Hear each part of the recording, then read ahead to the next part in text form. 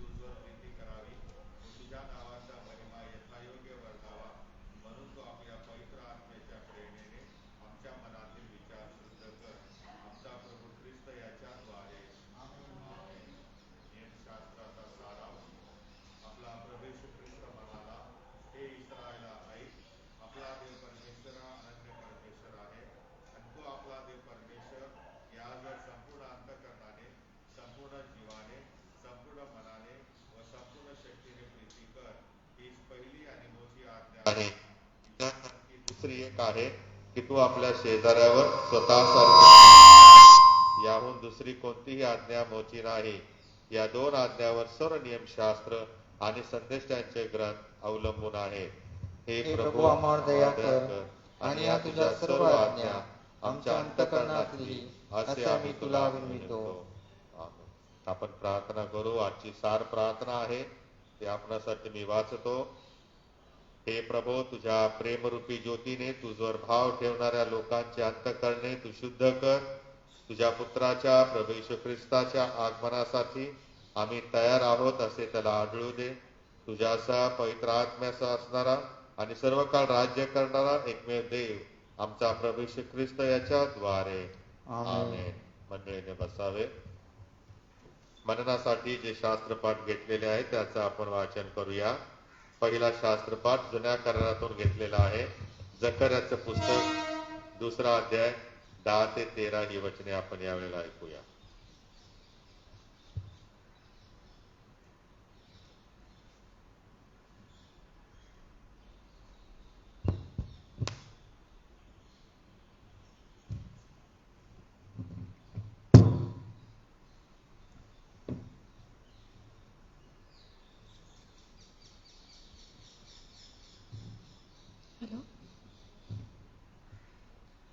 ख्रिस्त जयंती पूर्वीचा रविवार.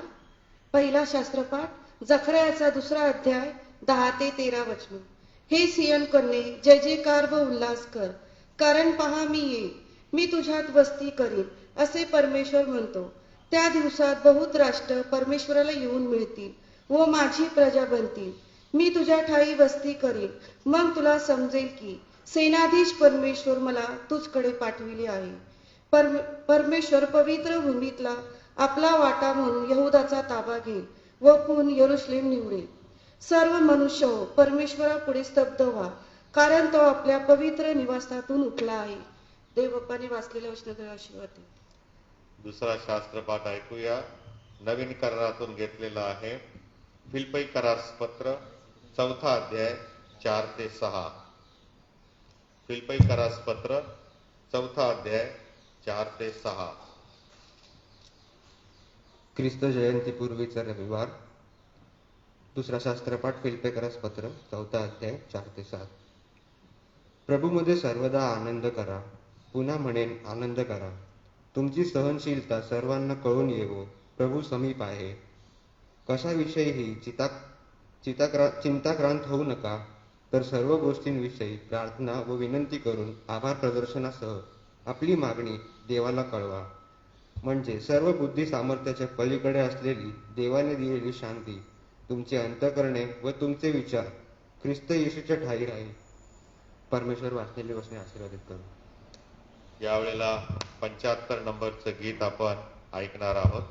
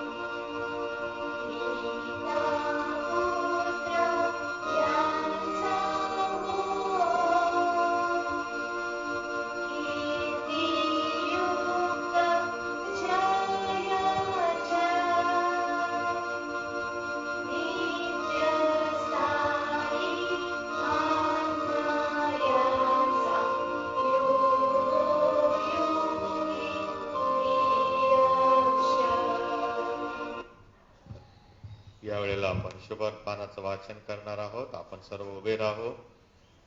प्रभू तुम्हास असो, तुझ्या आत्म्यासह असो. शुभवर्तमान संत लूक याने लिहिलेल्या शुभवर्तमानातील पहिल्या अध्यायात शुभवर्तमान लिहिले आहे. त्याच्या 26व्या वचनापासून शुभवर्तमानास प्रारंभ होतो. शरीराला गौरव असो. नंतर 6व्या महिन्यात देवाने गालिलातील नासरेत नावाच्या गावी एका कुमारीकडे गब्रियल देवदूताला पाठवले. ती दाविदाच्या घराण्यातील योसेफ नावाच्या पुरुषाला वागदत होती आणि त्या कुमारीचे नाव मरिया होते. देवदूत तिच्याकडे आत येऊन म्हणाला, हे कृपा पावलेले स्त्रिये, कल्याण असो, प्रभू तुझ्या बरोबर असो. या बोलण्याने तिच्या मनात खळबळ उडाली आणि हे अभिवादन काय असेल याचा ती विचार करू लागले. देवदूताने तिला म्हटले, मरिये, भिवू नकोस, कारण देवाची कृपा तुझ्यावर झाली आहे.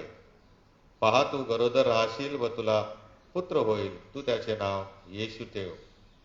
तो थोर होईल व त्याला परात्पराचा पुत्र म्हणतील. आणि प्रभुदेव त्याला त्याचा पूर्वज दावीद याचे राजासन देईल. आणि तो याकोबाच्या घराण्यावर युगानुयुग राज्य करेल व त्याच्या राज्याचा अंत होणार नाही. मरीने देवदूताला म्हटले, हे कसे होईल, कारण मला पुरुष ठाऊक नाही. देवदूताने उत्तर दिले, पवित्र आत्मा तुझ्यावर येईल आणि परात्पराचे सामर्थ्य तुझ्यावर छाया करेल. म्हणून ज्याचा जन्म होईल त्याला पवित्र देवाचा पुत्र असे म्हणतील. पहा, तुझ्या नात्यातली अलिशिबा, हिलाही म्हातारपणी पुत्र गर्भ राहिला आहे, आणि जिला वांज म्हणत तिला हा 6वा महिना आहे, कारण देवाला काहीच अशक्य होणार नाही. तेव्हा मरिया म्हणाली, पहा, मी प्रभूची दासी, आपण सांगितल्याप्रमाणे मला हो.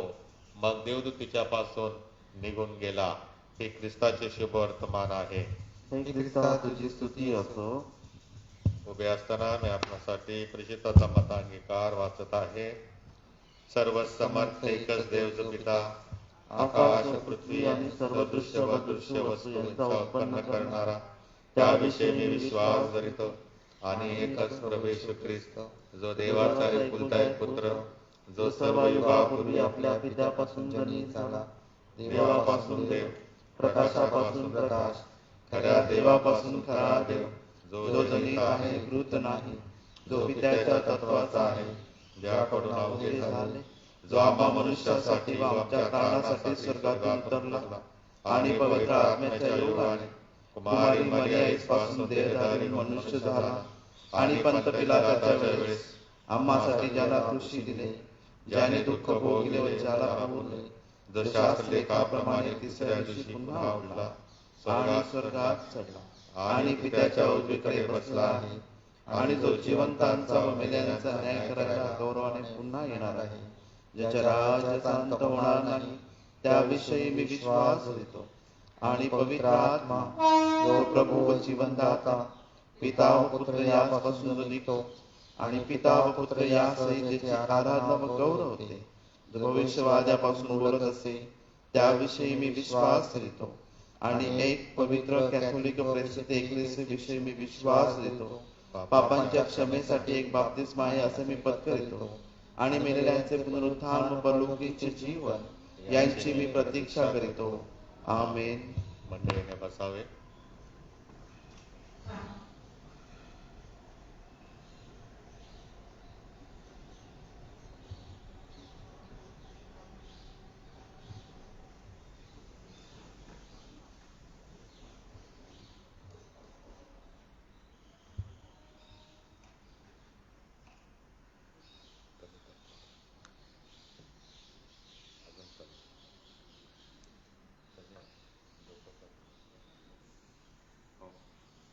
देवाच्या वचनाकडे आपण लक्ष देणार आहोत. आपण प्रार्थना करू. स्वर्गीय प्रभू, आम्ही स्तुती करीतो, तुझ्या नावाला मान, महिमा आणि धन्यवाद देतो. नाता या सणानिमित्ताने प्रभुदेव बापा, आम्ही तुझा पुत्र प्रभू येशू ख्रिस्त याच्या जन्माची आठवण करत आहोत, आणि त्या अगोदर झालेल्या ज्या घटना आहेत त्याचा यावेळेला प्रभू आम्ही पुन्हा श्रवण करणार आहोत. तो आम्हाला सहाय्य कर. सांगत असताना तू माझ्या जिभेला ओठाला स्पर्श कर. आणि प्रभुदेव बाप्पा, आज आम्ही तुझं वचन सांगत असताना आणि ऐकत असताना ते प्रभू ग्रहण करावे, त्याप्रमाणे जीवन जगावे असे होते. येशूच्या नावाने आमेन. येथून पुढे तुम्हाला नवीन वर्षापर्यंत प्रभू येशू ख्रिस्ताच्या जन्माविषयीच माहिती ऐकायला मिळेल.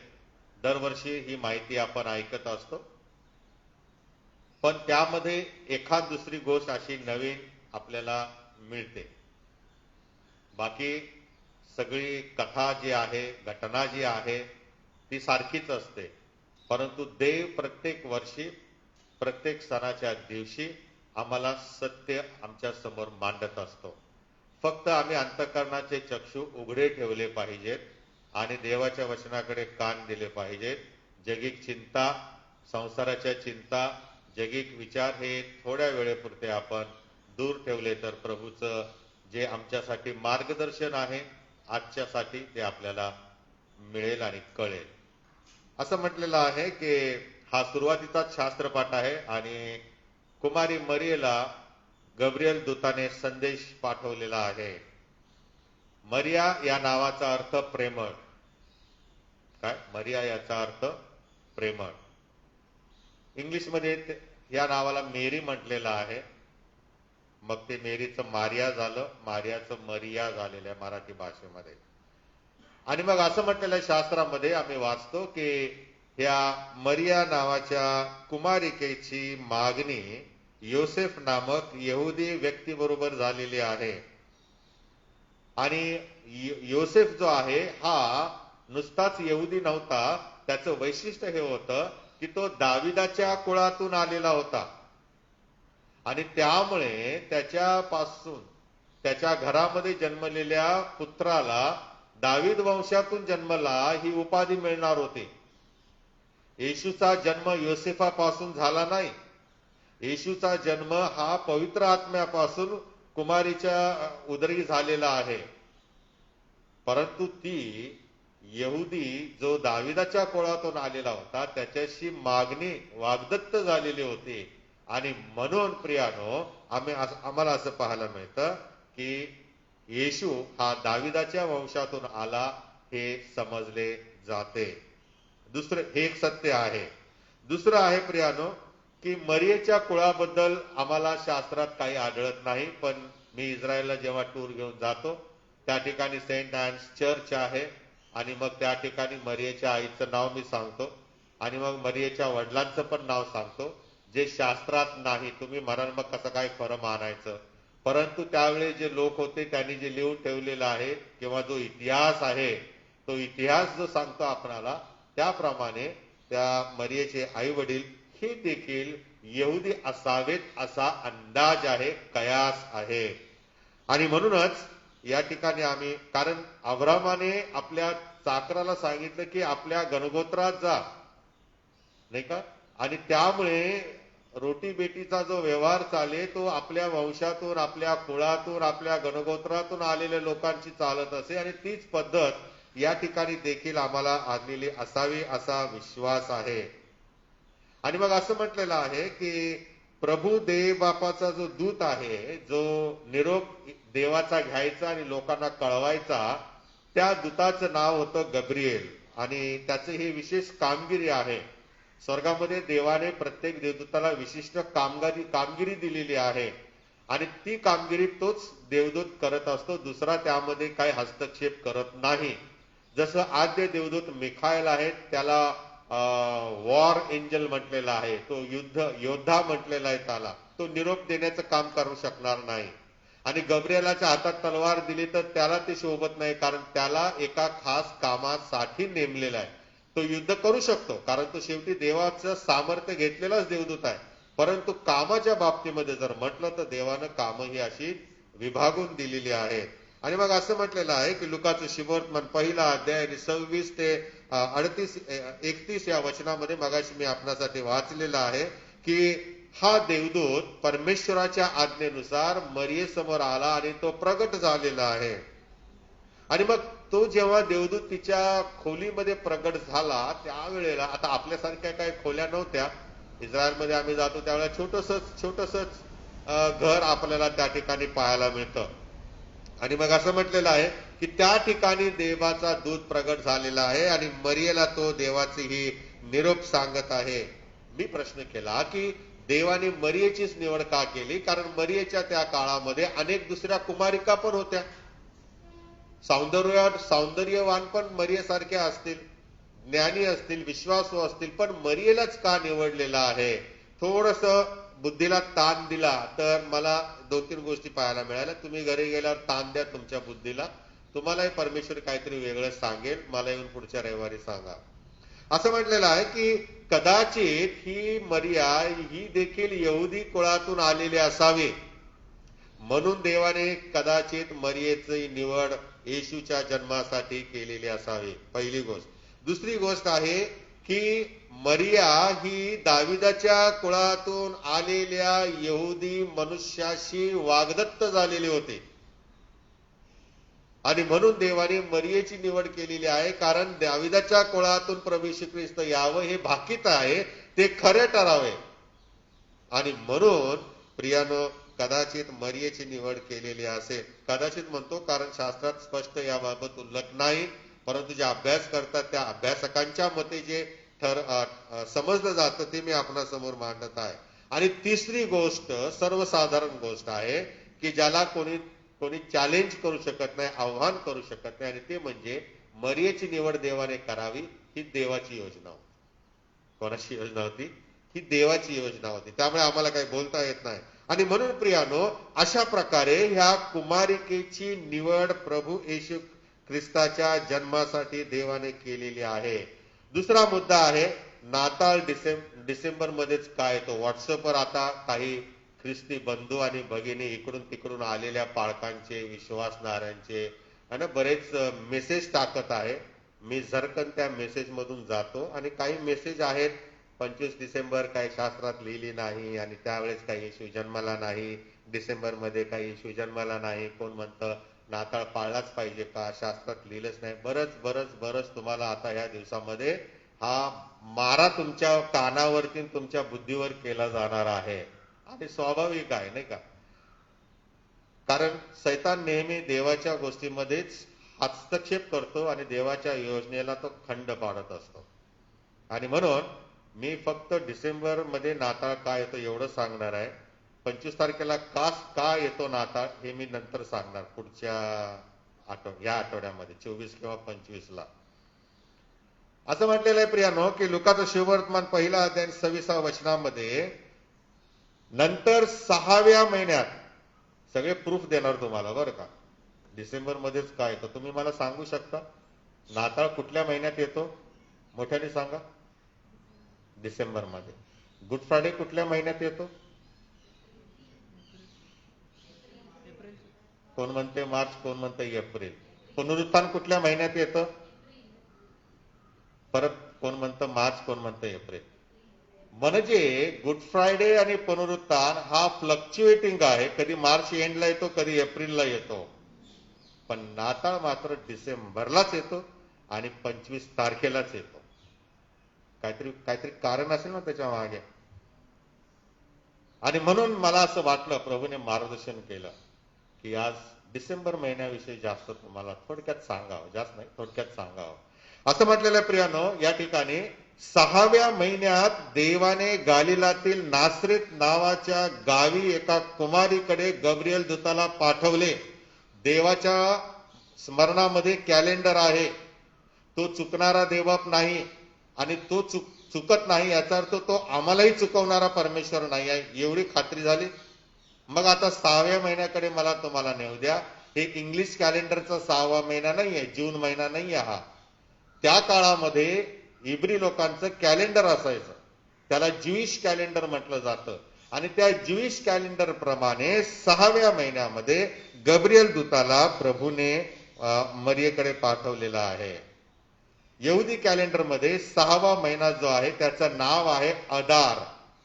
आणि असं म्हटलेलं आहे की जो आपल्या इंग्लिश कॅलेंडरशी जर तुलना केली तर तो महिना येतो मार्च. कुठला महिना येतो? मार्च. आता मार्च पासून मरियेने जर 9 महिने गरोदरपणाचे धरले तर डिलिव्हरी कुठल्या महिन्यात येणार? मजा.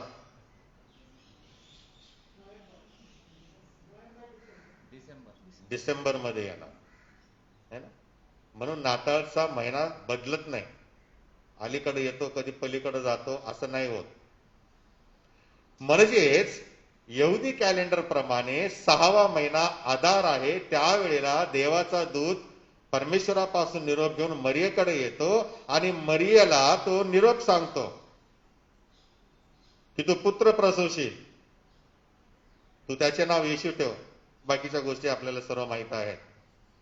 आणि हा आधार महिना आपल्या इंग्लिश कॅलेंडर प्रमाणे जे ग्रेगरियन कॅलेंडर म्हटलं जातं त्या कॅलेंडर प्रमाणे मार्च महिना आहे. आणि त्यावेळेला भविष्यवाणी झाली आणि मरियेने जर 9 महिने पूर्ण घेतले असतील, अपूर्ण तर घेणार नाही कारण स्वर्गीय देवाच्या पुत्राचं ते येणं जगामध्ये आहे ते कधी अपूर्ण राहणार नाही. मरियेने डिलिव्हरीचे गरोदरपणाचे संपूर्ण दिवस व्यवस्थित घेतलेले असणार आहेत आणि तोच नियम देवाने जगातील प्रत्येक स्त्रीला लावून दिलेला आहे. आणि म्हणून जर आम्ही विचार केला तर यहुदी कॅलेंडर प्रमाणे जो 9वा महिना आहे तो चिखलेव महिना आहे. कुठला? चिखलेव असं म्हटलेला आहे. आणि मग या चिखलेव महिन्यामध्ये आपला जो डिसेंबर आहे त्या महिन्यामध्ये प्रभू येशू ख्रिस्त हा जन्माला आलेला आहे शास्त्रातल्या कॅलेंडर प्रमाणे. या महिन्यामध्ये यहुदी लोक समर्पणाचा सण किंवा प्रकाशाचा सण साजरा करीत असे आणि ती तारीख आहे 25 डिसेंबर. किती?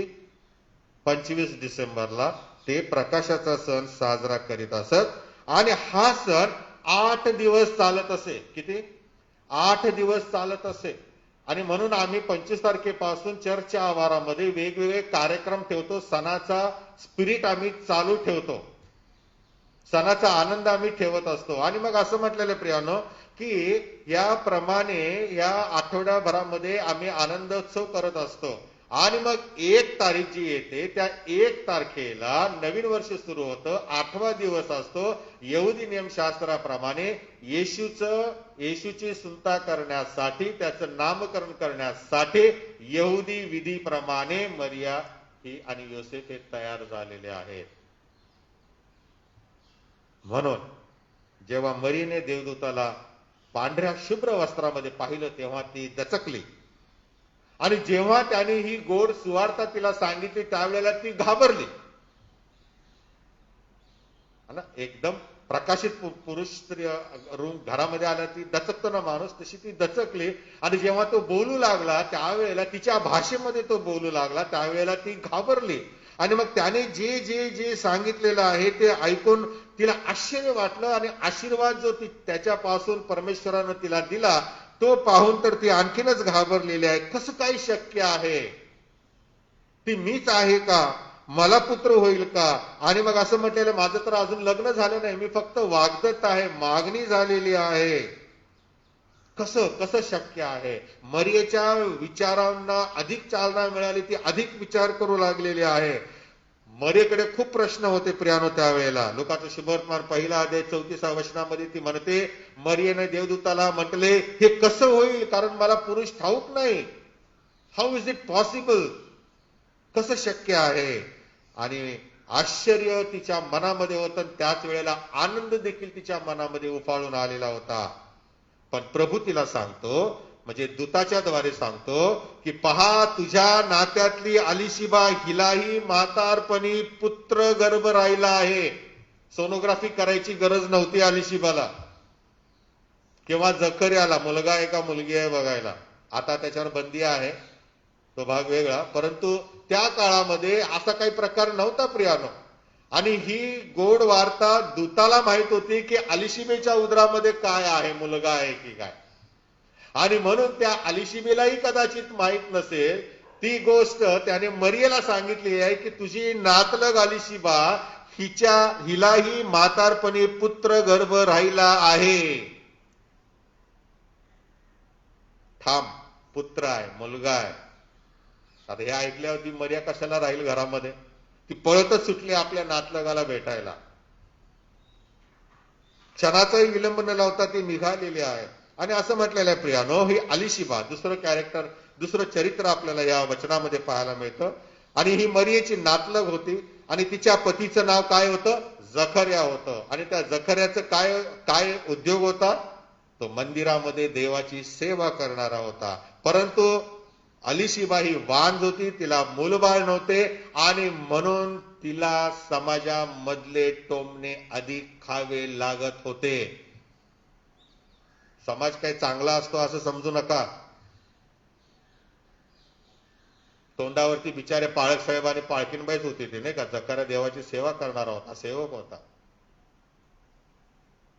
त्यांच्या हातामध्ये काही नव्हतं, त्यांची काही चुकी नव्हती, तरी देखील लोक त्यांचा अनादर करत होते. दे हॅड नो रिस्पेक्ट, कारण मुलबाळ नाहीये. आता त्यांचं हे कारण होतं. आता हल्ली अनेक कारणं आपल्याला पाहायला मिळतात. आणि त्यांचा होत असलेला अनादर देवाने पाहिलेला आहे आणि तिच्या पोटी पुत्र गर्भ दिलेला आहे, म्हातारपणी दिलेला आहे. मी पालखी महिना हे तयार करत असताना परवा म्हणालो, आपण कधी विचार केला का की देवाने अलिशिबला वृद्ध असतानाच पुत्र का दिला? बरं तो दिला तोही बाप्तिस्मा करणारा योहानच दिला. बरं बाप्तिस्मा करणारा योहान दिला तो दिला, त्याला आयुष्य पण जास्त वाढवलं नाही आणि त्या पुत्राचा वधही करण्यात आला. म्हणजे काय की अलिशिबा आणि जखऱ्याची वंशावळ वाढू नये हे देवाच्या मनात होतं.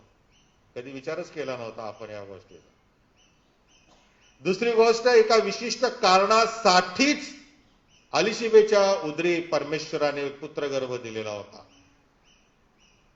ते काम पूर्ण झालं आणि योहानाला परत देवाने आपल्याकडे ओढून घेतलेला. तुमचा आणि माझा जन्म एका विशिष्ट उद्देशाने झालेला हे शिकायला मिळतं.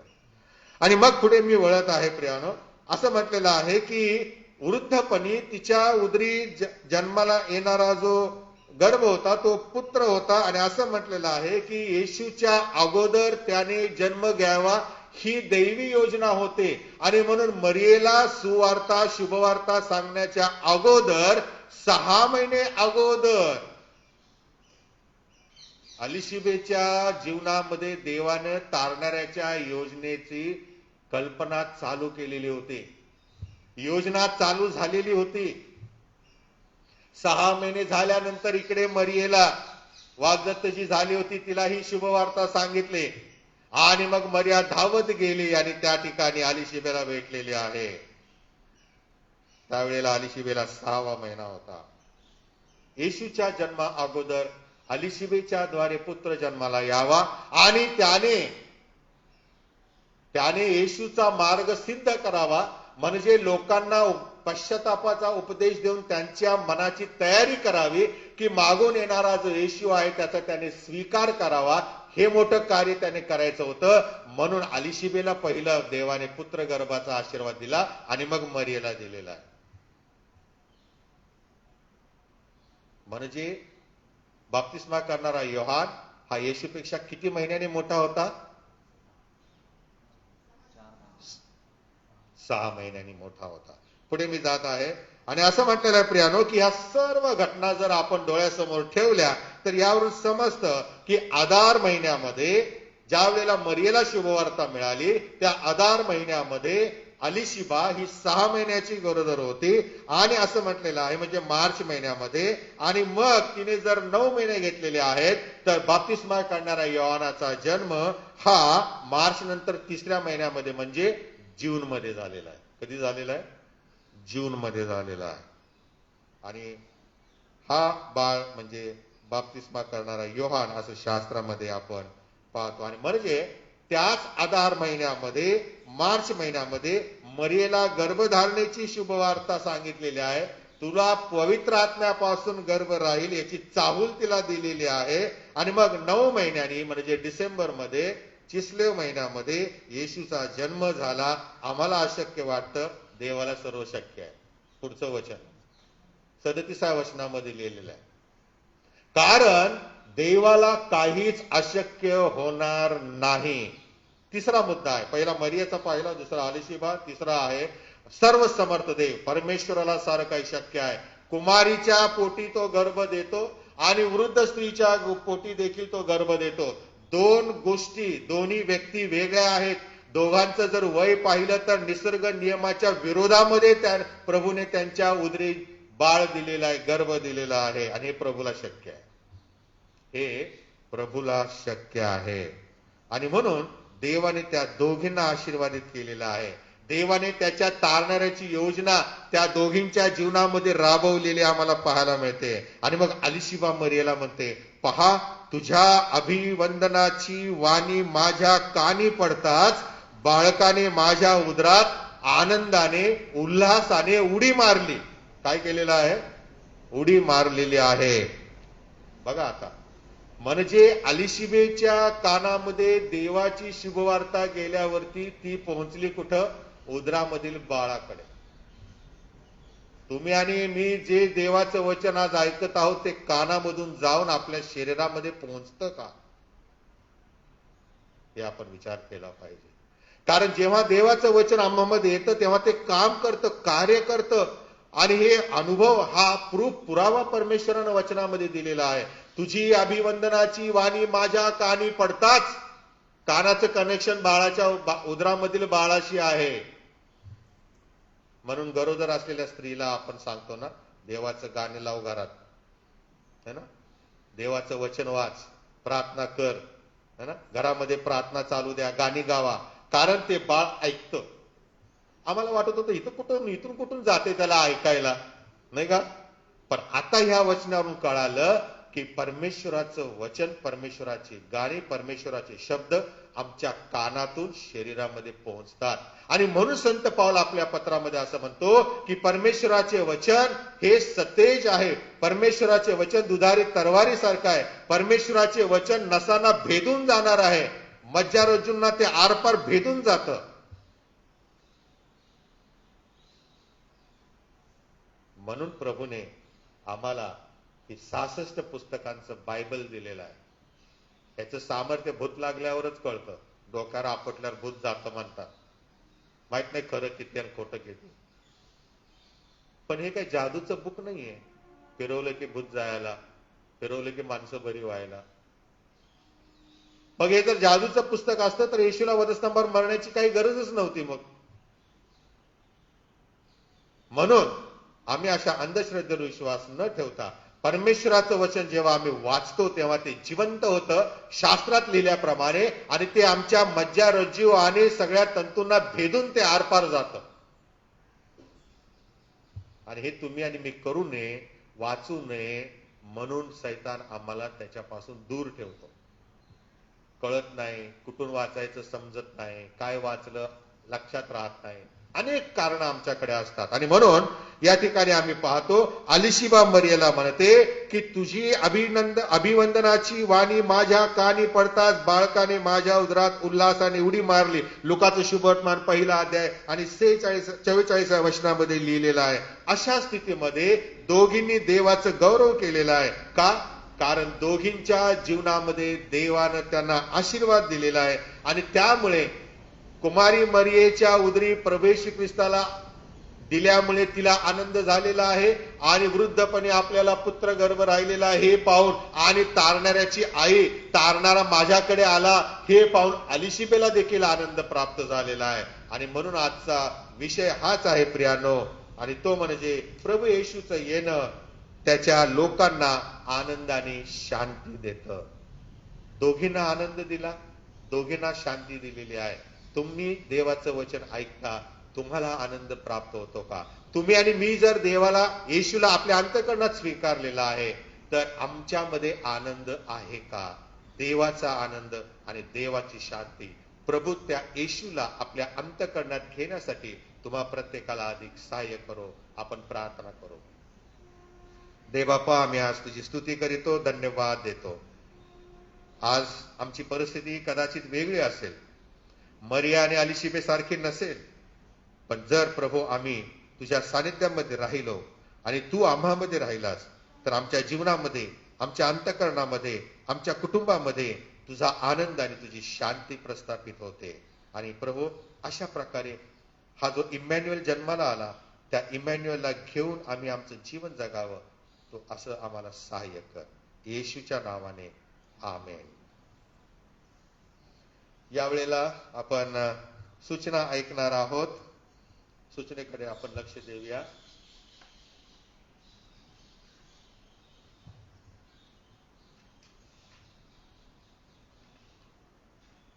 विवाह घोषणा आहे.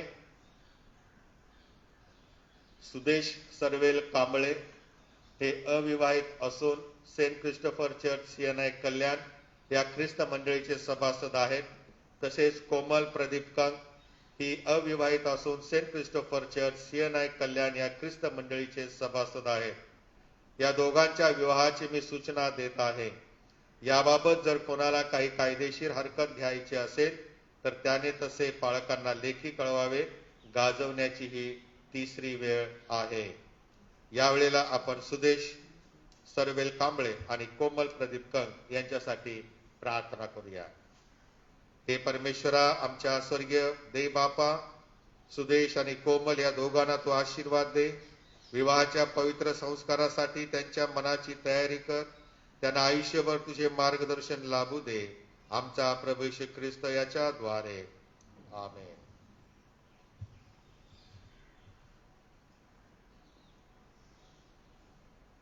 यावेळेला दुसरी सूचना आहे.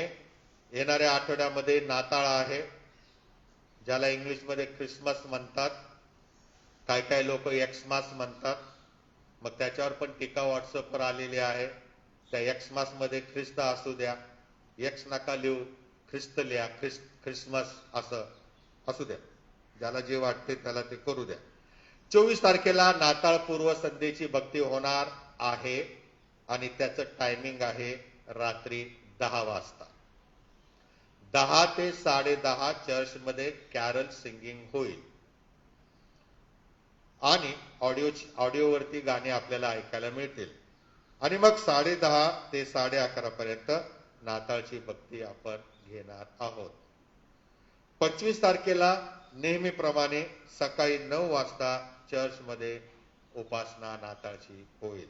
कृपया आपण या सूचनेकडे लक्ष द्यावे. 10वी आणि 12वी आणि इतर शिक्षणाच्या अंतिम वर्षाची परीक्षा पास झाल्याचे सर्टिफिकेट किंवा मार्कलिस्ट विद्यार्थ्यांनी कोमल कंक यांच्याकडे व्हॉट्सअपवर पाठवावे. मुंबई धर्म प्रांताकडून सूचना आलेली आहे.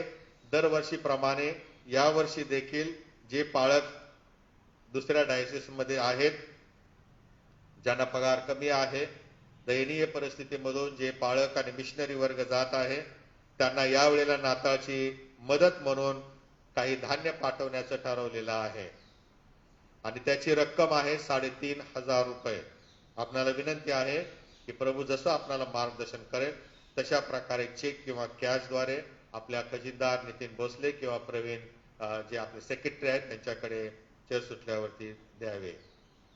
यावेळेला आपण आजारांसाठी प्रार्थना करणार आहोत. शर्मिला कुंदर यांच्यासाठी प्रार्थना करू की प्रभूने त्यांना स्पर्श करावं आणि प्रभूने त्यांना आरोग्य द्यावं. त्याच प्रकारे प्रशांत प्रमोद वाघमारे आपल्या चर्च सभासद आहेत, त्यांच्यासाठी पण आपल्या प्रार्थनेमध्ये आठवण ठेवूया.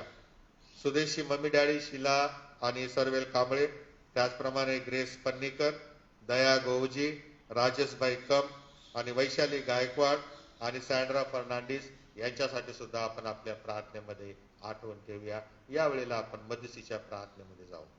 आपला देश राष्ट्र यामध्ये शांतता आणि ऐक्य प्रस्थापित व्हावं यासाठी प्रभूजवळ आपण प्रार्थना करू.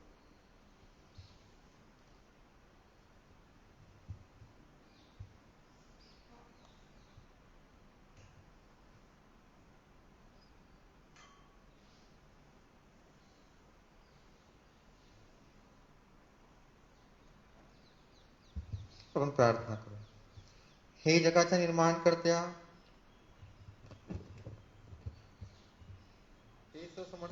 हे सर्वसमर्थ ईश्वरा, सर्व मानवासाठी प्रार्थना विनंत्या मध्यस्थी करावी असे तू आम्हा शिकविले आहे. आम्ही प्रार्थना करतो तेव्हा तू ऐक. तू प्रसन्न होऊन आपल्या सार्वत्रिक कलीसियाला सत्याच्या, ऐक्याच्या व एकात्मतेच्या आत्म्याने सदैव प्रेरणा देत असावे म्हणून तुला विनवितो आमचे ऐक. हे जगचालका, जे तुझे पवित्र नाम पत्करितात त्या सर्वांनी तुझ्या पवित्र वचनाच्या सत्याशी सहमत असावे आणि ऐक्य वैश्रोचित प्रीतीत राहावे म्हणून तुला विनवितो आमचे ऐक.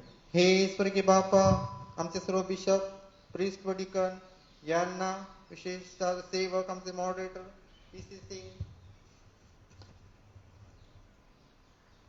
त्याचप्रमाणे आमचे बिशप राईट रेव्हरंड प्रकाश पाटोळे, त्याचप्रमाणे आमचे आचार्य रेव्हरंड सुनील आवळे यांना आपल्या आचरणाने व तत्वनिष्ठेने तुझे खरे व जीवनदायी वचन प्रकट करण्यास व तुझ्या पवित्र साक्रमेंटचे अनुष्ठान यथाविधी व योग्य रीतीने चालविण्यास तू अनुग्रह द्यावा म्हणून हे सत्यस्वरूपा, तुझ्या एकलेसेची उभारणी व शुभवर्तमानाचा प्रसार करावा म्हणून ज्या तुझ्या इतर सेवकास निर्णय कामे करण्यास तू पाचारण केले आहेस त्यांना आशीर्वाद द्यावा आणि सर्व जग तुझ्या सत्याच्या ज्ञानाने भरले जावे म्हणून हे जगत प्रकाशा, तुझ्या सर्व लोकांस विशेषतः जो भक्तगण येथे आहे त्याला लीनांत करणाने व योग्य भक्तिभावाने तुझे पवित्र वचन ऐकून स्वीकारण्यास आणि तुझी सेवा खरेपणाने, पवित्रतेने व धार्मिकतेने आयुष्यभर करण्यास तू आपला दिव्य अनुग्रह द्यावा म्हणून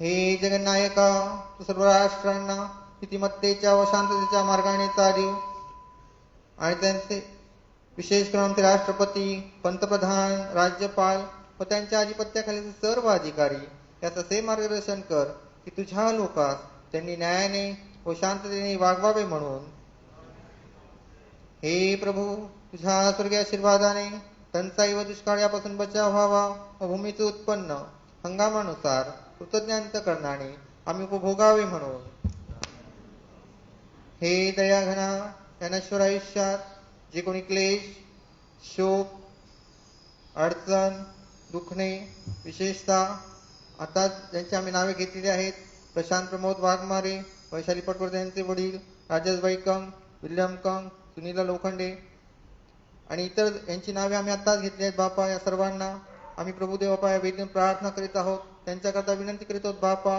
त्या सर्व दुःखितांचे होय बापा, त्या सर्वांना त्या पवित्राचा स्पर्श करून त्यांना आरोग्य दे व त्या सर्वांचे तू सांत्वन व सहाय्य करावे म्हणून तुला विनवितो आमचे आई. हे मृत्युंजय प्रभू, तुझ्या निवृत्तीच्या निष्ठावंत सेवकासह आम्हाला तुझ्या पुत्राच्या दुःख सहनाचे अत्तरकला प्राप्त व्हावे म्हणून तुला विनवितो आमचे आई. हे संतभूषणा, तुझ्या संतांच्या चांगल्या कित्यास आम्ही अनुसरावे व त्यांच्यासह तुझ्या स्वर्गीय राज्याचे सहभागी व्हावे असा अनुग्रह तू आम्हास द्यावा म्हणून तुला विनवितो. हे बापा, तुझे राज्य लवकर येऊ दे आणि असे कर की आम्ही व तुझ्या सर्व सेवकांनी तुझ्या पुत्र आत्म्याच्या सनातन सहभागीपणात संजीवन पावावे आणि तुझा पुत्र येशू ख्रिस्त आमचा एकच मध्यस्थ व कैवारी याचे गौरवी व प्रतापी पुनरागमन होईल तेव्हा त्याला आनंदाने पाहावे. आमेन. हे प्रभू येशू ये. यावेळेला आपण गीत ऐकणार आहोत. गीत क्रमांक 71.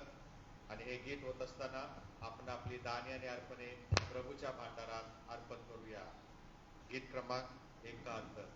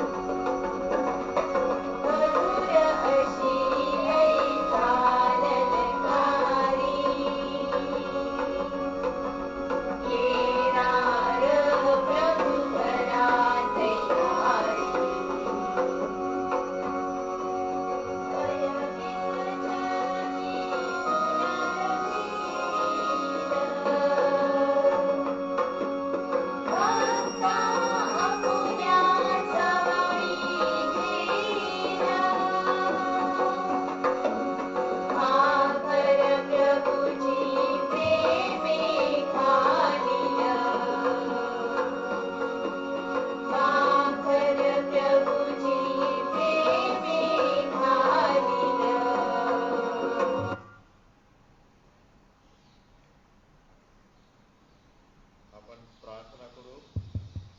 आपण प्रार्थना करू. हे जगाच्या निर्माणकर्त्या पवित्र दूत तुझी निरंतर आराधना करीतात. सर्व काही तुझ्यापासून प्राप्त होते. तुझ्या हातातून प्राप्त झालेले आम्ही तुला देत आहोत. ही धर्मदाने आणि अर्पणे जी तुझ्या पवित्र मेजावर आम्ही स्वस्ते सादर करीत आहोत, त्यात सहित आणि विशेष करून स्वनाकाराचे जे डबे जे प्रभू स्वत्याग करून तुझ्या लोकांनी प्रभू तुझ्या मंदिरात आणलेले आहेत, प्रभू त्यावरती देखील त्यासहित आम्ही आपणाला अर्पून तुझ्या सेवेकरिता तुझं प्रताप ईश्वराला सादर करीतो. त्यांचा तू स्वीकार कर असे आम्ही तुला नम्रपणे विनवितो. येशू ख्रिस्त आमचा प्रभू याच्याद्वारे. आमेन. यावेळेला आपण प्रभूने शिकवलेली प्रार्थना एकत्र म्हणूया. हे आमच्या स्वर्गातील बापा, तुझे नाम पवित्र मानले जाओ. तुझे राज्य येवो. जसे स्वर्गात तसे पृथ्वीवरही तुझ्या इच्छेप्रमाणे हो. आमची रोजची भाकर आज आम्हास दे, आणि जशी आम्ही आपल्या अपराधांची क्षमा करतो, तशी तू आमच्या अपराधांची क्षमा कर. आणि आम्हास परीक्षेत आणू नको, तर आम्हास वाईटापासून सोडव. कारण की राज्य, सामर्थ्य आणि गौरव ही सर्व काळ तुझीच आहेत. आमेन. आपण आशीर्वाद घेऊ.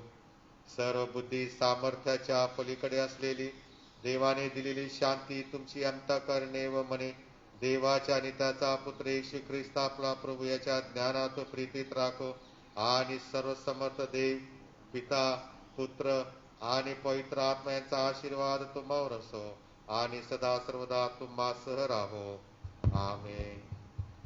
प्रभूवर प्रेम करण्यास व त्याची सेवा करण्यास शांतीने जा. ख्रिस्ताच्या नावाने. आमेन. यावेळेला आपण सुवंद्य देवा हे गीत ऐकू आणि मग आपण एकमेकाला शांती प्रदान करू.